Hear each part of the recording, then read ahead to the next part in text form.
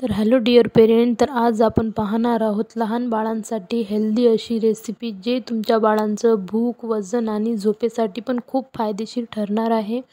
तर हे रेसिपी तुम्ही नक्की ट्राय करून बघा. तर तिच्यासाठी लागणारं साहित्य म्हणजेच 1 चम्मच आपल्याला मूग डाळ घ्यायची आहे, तसंच 1 चम्मच तांदूळ आणि थोडंसं अर्धं गाजर घ्यायचं आहे, थोडीशी गोबी आणि 4-5 असे पालकाचे पानं घ्यायचे आहे.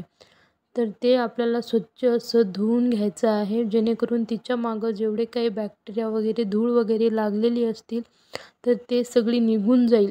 तर गाजरला आपल्याला असं वरची सालपटं काढून घ्यायची आहे आणि गोबीला बारीक बारीक असं कट करून घ्यायचं आहे. तसंच पालकला पण आपल्याला बारीक बारीक कट करायचं आहे आणि गाजरला पण आपल्याला. तर गाजर हे एक अँटीऑक्सिडंट रिच फूड आहे. तिच्यामध्ये आढळणारे व्हिटॅमिन ए, व्हिटॅमिन सी आणि व्हिटॅमिन के आणि फॉस्फरस आणि फायबर हे गाजरमध्ये भरपूर प्रमाणात असते. तर हे आपल्या बाळांची पाचनशक्ती, ब्लड आणि हाडांसाठी पण खूप फायदेशीर आहे. जर आपल्या बाळाला बार कॉन्स्टिपेशन होत असेल तर गाजर हे आपल्या बाळांसाठी खूप जास्त असं फायदेशीर आहे. तर तसेच गाजर हे आपल्या बाळांच्या त्वचेसाठी पण फार असे फायदेशीर आहे. तर आता पालकाचे गुणधर्म जाणून घेऊया. तर पालकामध्ये rich vitamin A, vitamin C आणि व्हिटॅमिन के आढळला जातो. तसंच भरपूर प्रमाणात iron, magnesium, fibre and folic acid and calcium हे पालकमध्ये भरपूर प्रमाणात असतो, जे आपल्या बाळांच्या हाडासाठी खूप असं फायदेशीर आहे. आपल्या बाळांचे हाड मजबूत करते आणि रक्ताची कमतरता पण होऊ देत नाही आणि बाळांची रोगप्रतिकारक शक्ती पण वाढवते. तर हे व्हेजिटेबल खिचडी आपल्या बाळांच्या आरोग्यासाठी खूप अशी फायदेशीर आहे.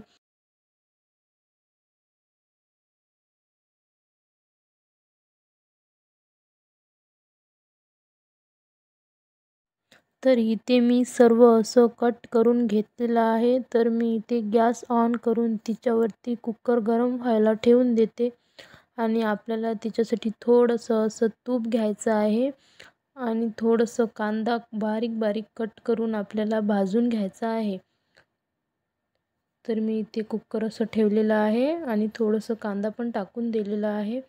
तर इथे सर्व साहित्य मी घेतलेलं आहे. मुगाची डाळ आणि तांदूळ पण स्वच्छ असं धुतलेलं आहे. तर इथे बघू शकता आपल्याला तिच्यामध्ये थोडंसं जिरा, थोडीशी हळद,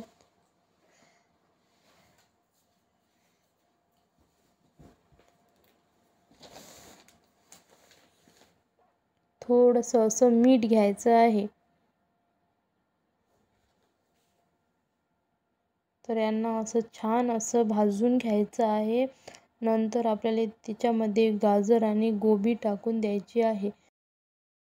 तर कांदा भाजल्याच्या नंतर पहिल्यांदा आपल्याला गाजर आणि गोबी अशी टाकून द्यायची आहे आणि त्याला आपल्याला थोडंसं असं फिरवत राहायचं आहे. आणि गोबी आणि गाजर आपलं भाजणं झाल्याच्या नंतर आपल्याला मुगाची डाळ आणि तांदूळ पण त्यात टाकून द्यायचं आहे आणि तिच्यानंतर आपल्याला पालक पण त्यातनी टाकून द्यायचं आहे आणि आपल्याला आकारशीर असं त्यातनी पाणी टाकायचं आहे. तर तुम्ही त्यात पाणी आपल्या हिशोबाने टाकू शकता. तुमच्या बाळाला जशी कन्सिस्टन्सी हवी असेल तसं तुम्ही त्यात पाणी टाकू शकता. तर हे रेसिपी आपण 8 महिन्याच्या वरील बाळाला देऊ शकतो. तर आपल्याला कुकर असं बंद करून मंद आचेवर त्याला 2 ते 3 शिट्ट्या काढून घ्यायच्या आहे. जसं त्याला 5 ते 7 मिनटं आपल्याला शिजू द्यायचं आहे.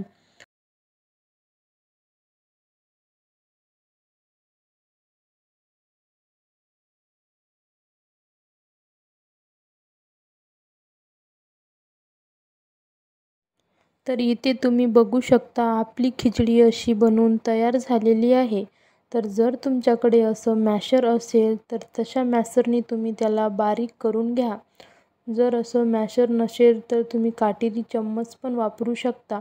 तर आपल्याला असं बारीक असं मॅश करून घ्यायचं आहे, जेणेकरून आपल्या बाळांच्या घशामध्ये अडकू नये. तर हे खिचडी थोडीशी अशी थंड झाल्याच्या नंतर तुम्ही आपल्या बाळाला खायला देऊ शकता. तुम्हाला जर माझा व्हिडिओ आवडला असेल तर व्हिडिओला लाईक, शेअर, सबस्क्राईब करायला विसरू नका. आणि ही रेसिपी तुम्हाला कशी वाटली ते मला कमेंट बॉक्समध्ये नक्की सांगा.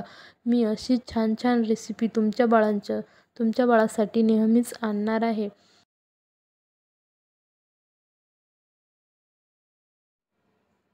तर माझी मुलगी बघा इथे किती मस्त अशी चवीने खात आहे.